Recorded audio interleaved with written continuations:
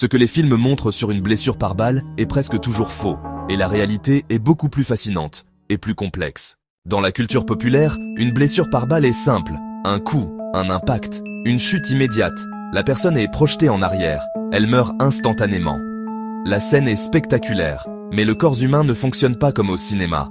La réalité est biologique, physique, progressive. Le cinéma exagère l'impact pour des raisons visuelles. En réalité, une balle est un projectile à haute vitesse. Elle transporte de l'énergie cinétique. Mais la physique impose une règle simple. La force de recul ressentie par le tireur est équivalente à la force transmise. Si l'impact projetait violemment une personne en arrière, le tireur subirait le même effet. Donc non, on ne vole pas sous l'effet du choc. La confusion vient du fait qu'on imagine la balle comme une explosion. Ce n'est pas une explosion. C'est un transfert d'énergie concentré. Lorsqu'une balle pénètre le corps, deux phénomènes principaux apparaissent. 1. La cavité permanente. C'est le trajet réel du projectile à travers les tissus. 2. La cavité temporaire. L'énergie crée une onde qui écarte brutalement les tissus autour du trajet. Même si la balle ne touche pas directement un organe vital, cette onde peut provoquer des lésions indirectes. Ensuite, le corps déclenche immédiatement une réponse d'urgence. Activation du système nerveux sympathique, libération d'adrénaline, augmentation du rythme cardiaque, modification de la perception de la douleur. Certaines personnes ne ressentent presque rien au départ. Tentative de coagulation.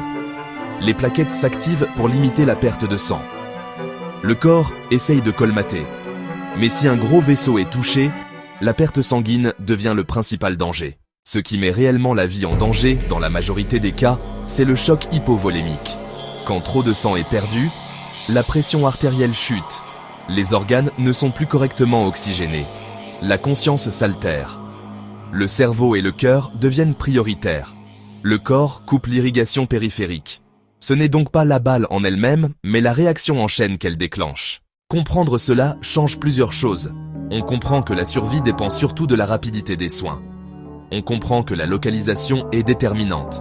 On comprend que la physique explique pourquoi les scènes de cinéma sont irréalistes. Cela montre surtout à quel point le corps humain est conçu pour survivre. Même face à un traumatisme extrême, il déclenche des mécanismes automatiques sophistiqués. Une blessure par balle n'est pas un effet spectaculaire. C'est un phénomène physique, suivi d'une cascade biologique complexe. Le cinéma simplifie, la science nuance. Et comprendre ces mécanismes, c'est comprendre comment fonctionne vraiment notre corps sous stress extrême. Voilà pourquoi c'est à savoir absolument.